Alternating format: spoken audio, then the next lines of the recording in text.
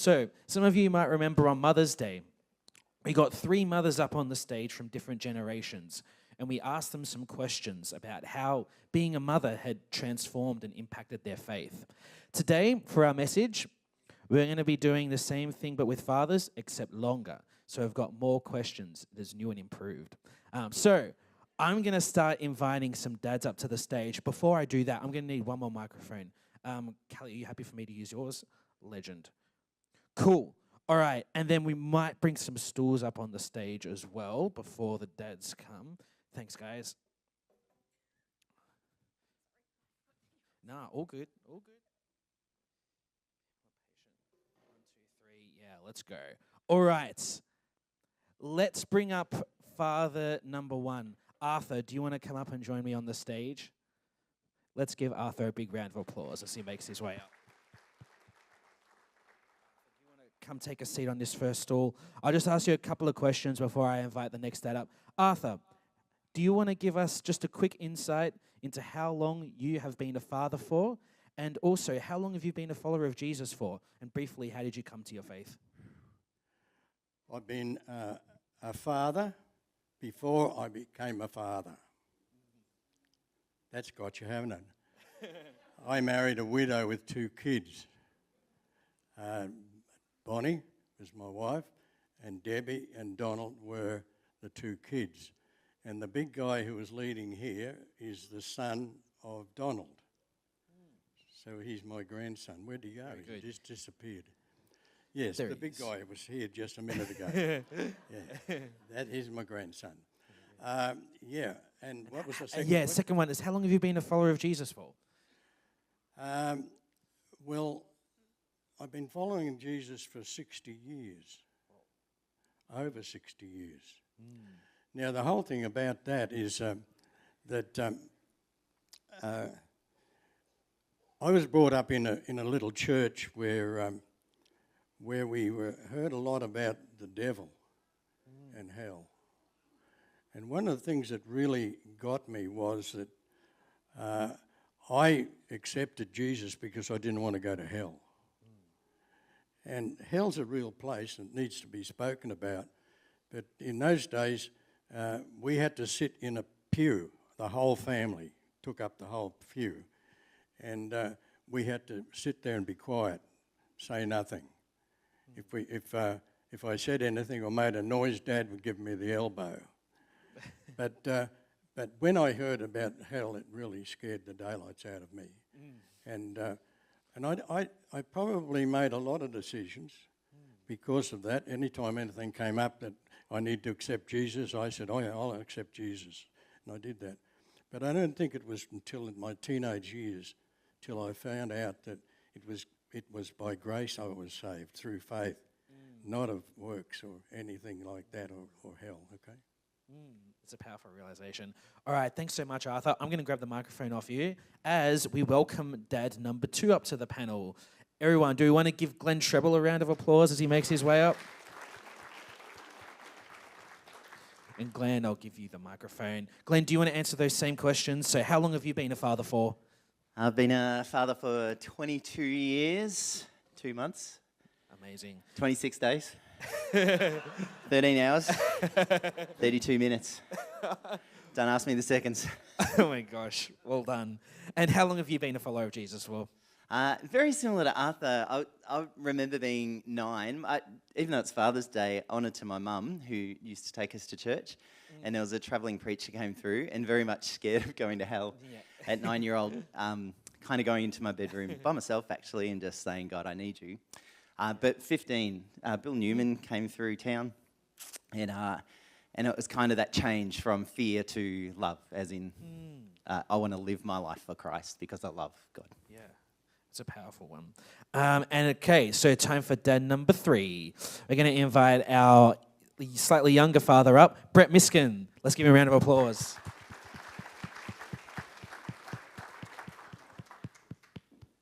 All right, Brett, you probably know the drill by now. How long have you been a father for? 2.5 years. 2.5 years. And how long have you been a follower of Jesus for? 15 years. Nice. Do you want to briefly give us an insight as to how you came to your faith? A little bit different to the other guys. I grew up with not a whole lot of fear of anything really. And the very short version is that it was a very large car accident and a lot of love and some not so gentle nudges from a beautiful woman. Nice. All right, well, let's maybe jump into some questions, guys. So the theme for today, as I briefly mentioned before, but I'll state it explicitly now, we're talking about how has being a father impacted your faith, and what can the rest of us learn about God and his love from your experiences as a father. So I've got some questions that are going to draw out some insights into those particular questions. Brett, we're actually going to keep the microphone with you, and I want to ask you a question. Have there been times when being a father has challenged your faith or made you question God? As much as I would love to say no, it's a definite yes. I remember when my daughter was very, very little. She's only 2.5, so it's not all that long ago, but I had her in the emergency department with me. She had croup, and it was just one of the most heartbreaking things sorry. Didn't think I was going to be this affected by it, but yeah, it was just really hard seeing her like that. Yeah. But she's obviously fine and didn't slow her down at all. If you know her, she's a barrel of energy. And yeah. Amen. All right, do you want to pass the microphone down to Glenn? Glenn, I want to ask you, how do you find strength in God during moments of fear or doubt for your children? Yeah, I still remember Josiah, our son, was born first, and holding a small child in your hands, and this kind of emotion of greatest joy that you have this creation in your hand, and the greatest fear held all at once of, what have I got myself in for here? No turning back situation. But I also remember praying at that stage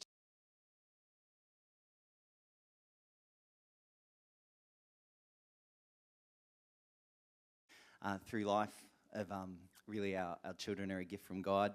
I'm blessed with being able to care for them and look after them for a period of time, but really it's on you, God, not me, and being able to release that to God. But that doesn't make it easy in the moments. Reading the Bible, you draw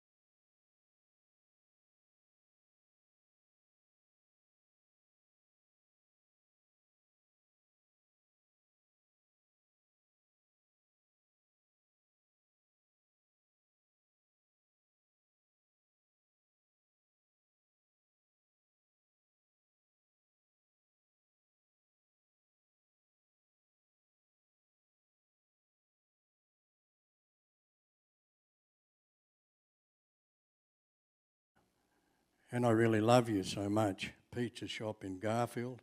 She ran that for quite a while. She now lives in Deloraine, Tasmania. And only on Friday, she rang me. As a matter of fact, she rang me while I'm sitting here in church just this morning, but I couldn't answer her. But she now knows my love for her because the last thing she says, Dad, I really love you. And I think that's fantastic too, that to show love for someone else's child or for the child that I've taken on as a father, it was a real job to do. And also we don't know when we are actually showing love to people who are struggling, or kids, the ugly kid, what have you.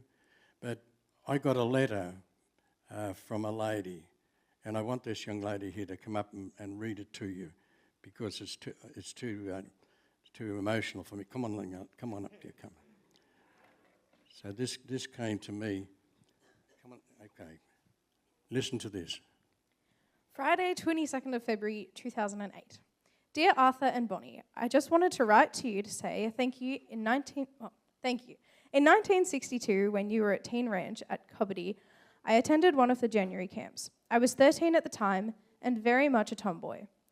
I didn't relate well to the girls because most of them were girly girls, and the boys thought I was weird because I didn't behave like a normal girl. As a result, I was pretty much a loner, and many of the older girls treated me with contempt or grew frustrated with me and let me know in no uncertain terms I should grow up and act at my age. As a result, I came very close to running away from the camp. Your actions, Arthur, on an early morning trail ride was what stopped me from carrying out my plan and spoke volumes of the love of Christ. We'd stopped for breakfast and I sat slightly apart from the rest of the kids and was close to tears. I remember you coming and sitting opposite me and picking a stem of tiny yellow wildflowers and handing it to me. You didn't say anything, you simply handed them to me, but the look on your face told me you understood what I was going through. I have never forgotten that. I kept those flowers in my Bible for about 20 years until they eventually disintegrated and all that was left was the stem. Many times over the years, I've thought about that incident, and even now, 47 years later, it never fails to bring tears to my eyes as I realize on that day you were Jesus with skin on to me. Thank you. You have been a great blessing in my life. I'm a member of an internet writers group called Faith Writers, and each week we have a writing challenge.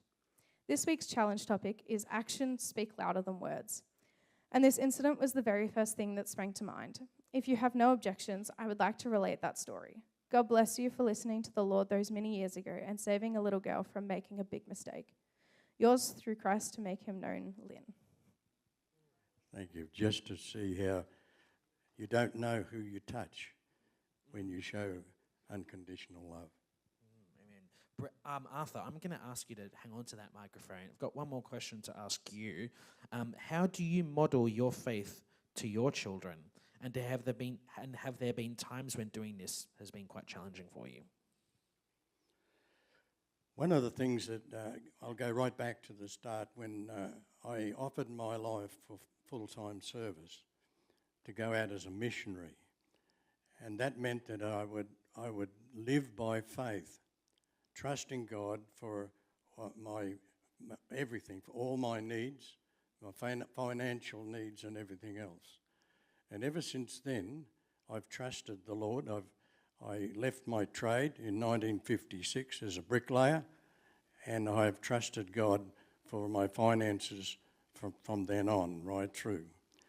And showing faith in action was the thing that was for me, for my family, that as we left Teen Ranch, New South Wales, where I was working, a girl, one of the leaders, slipped $10 in through the flipper window of the car, and it fell down at my feet. I picked it up and I handed it to Bonnie. And way down the track, she said, "Do you know what I'm going to do with this $10? I said, "I'll probably give the kids an ice cream at the next stop." She said, "No, I'm going to start the books of Mill Valley with that $10, which she did. And after trusting the Lord, moving family, actually, ladies, I don't know whether you would like to be moved interstate to a place where you've never seen, a house that you've never seen. But Bonnie moved with me by faith and trusted the Lord to be with us right through the time.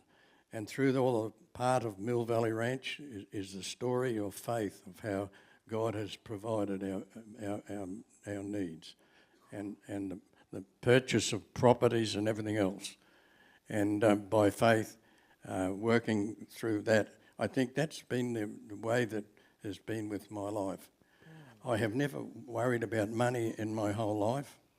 It just seems to be just something to be used, and I never worried about where it was going to come from, but God was providing for me, and that was the way we showed our kids, yeah.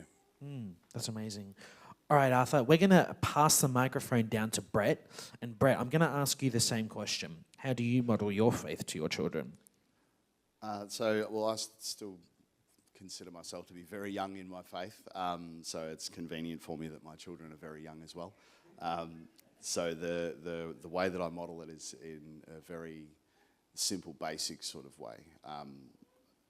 I like to show primarily my daughter, because my son's still very young, but I show them that I give respect to the people around me. I make sure that I show love and care for those that need it and those that don't need it, just to really sort of emphasise the fact that we want to try and model the way that Christ lived, and just really, really take care of the people around us as best we can.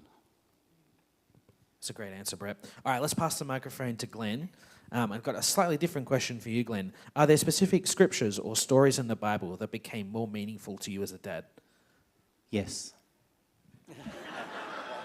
You want elaboration on that? Nice. It's kind of interesting being up here. It feels like you're a pretender, like as if when you're asked, like you have to know everything about fatherhood. And I got to tell you, that's not the case. We really should have our kids up here alongside us and ask them the same questions, and then we'd be shriveling up here. Because really, the grand scheme of the Bible is our imperfection and how God graciously loves us and dies for us so that we can be with Him. And that's the biggest thing in our life. Because when I think about, when the times where I speak to my kids and they're not listening, or I'm giving them advice and they don't take it, or they just do dumb things. And then I often reflect on that relationship with God, and He's trying to tell me something and I'm not listening, and giving me advice and I'm not taking it, and I'm doing dumb things. So it's really that you get a whole new picture on what we are to God when you have your kids and what you're trying to instruct them in, but we realize our imperfections. So there's that aspect of scripture, and the beauty of going first is I get to choose any scripture, but the prodigal son is just a beautiful story of a father in the story, who is willing to embarrass himself, to love graciously and forgive unconditionally. And I don't think I really captured what that meant until you are a father, and that what you would do, probably more the embarrassing things, because we do lots of those as dads, but the embarrassing things, but the ability through God to love graciously and forgive. And I think just that ability, or the need to ask forgiveness too, I think. So often you read scriptures, if we confess our sins, God is faithful and just and will forgive us. And doing that for our kids and saying I'm sorry for the things that we do, and modeling that so they get a glimpse of what it is to be sorry and be forgiving, because they're the things that we need to do to God, before God as well. So plenty of things. I could go on for a while, but let's go to someone else. All good. Thanks, Glenn. I'm happy to move on to the next question. Arthur or Brett, do either of you have particular scriptures that stand out as becoming more meaningful to you as a father? Feel free to share. I'm putting you on the spot, so no pressure. I'm happy to move on to the next question. Arthur, anything? If you like. What's the question? Are there specific scriptures or stories in the Bible that have become more meaningful to you as a father? It's okay if you prefer to move on. I can't hear you. What'd you say? Are there any... Any Bible? Yeah. I'm also putting you on the spot, so it's okay. You don't have to answer. No, I don't know. I don't think I can answer that question too well. That's okay. Let's move on. So if you could give one piece of faith-based advice to new or expecting fathers, what would it be? You want me to say it? Yep. Oh, yeah. You got this. Okay. Don't argue with a person who can walk under a table.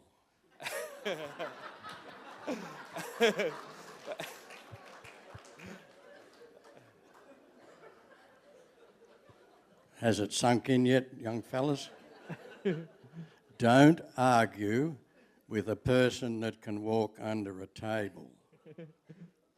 Now, when you think about it, go back to the beginning of time when the young lady was in the Garden of Eden, okay? And anyway, she was warned, wasn't she, about that tree of the knowledge of good and evil, okay? And you know what? She had a choice to make, didn't she? She had a choice to make. And she made the wrong one because she hadn't been trained how to actually work on making that decision, you see. So the whole thing is, what was the first sin? Disobedience. That's right, disobedience. That was the first sin. So it's almost the first sin that every little kid, his little darling kid, will do. Don't touch. And the little hand goes out.